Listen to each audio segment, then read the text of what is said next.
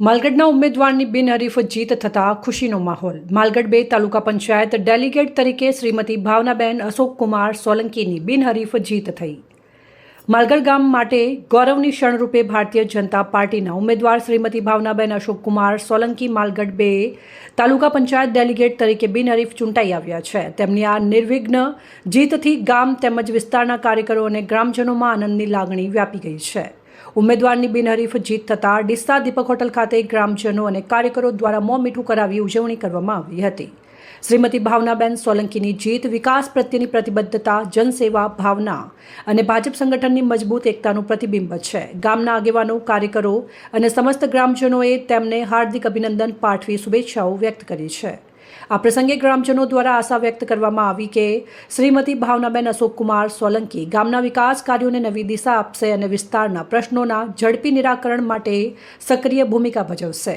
સમસ્ત માલગઢ ગ્રામજનો તરફથી શ્રીમતી ભાવનાબેન અશોકકુમાર સોલંકીને ખૂબ ખૂબ અભિનંદન તથા ઉજ્જવળ કાર્યકાળ માટે શુભેચ્છાઓ પાઠવી હતી।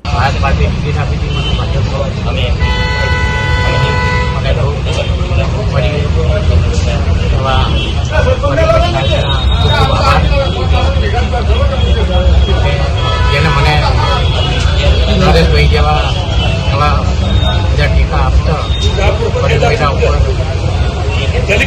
મજબૂત હાથ થાય એવા બીજી અને મારા લોકપ્રિય બધા મારા મિત્રો, મારા ભાઈઓ અને માલગઢ પૂરી જનતા ખૂબ એમને વિનંતી મારો આભાર કર્યો। આમાં ખલાયું નડી ગયો, એમના હાથ મજબૂત થાય એવી મારી અને ડીસામાં વિકાસ થયો છે। હમણે એક નવો મને બ્રિજ આપ્યો છે 30 કરોડનો વિકાસ માલગઢથી ડીસા, એમને પણ ખૂબ અભિનંદન છે।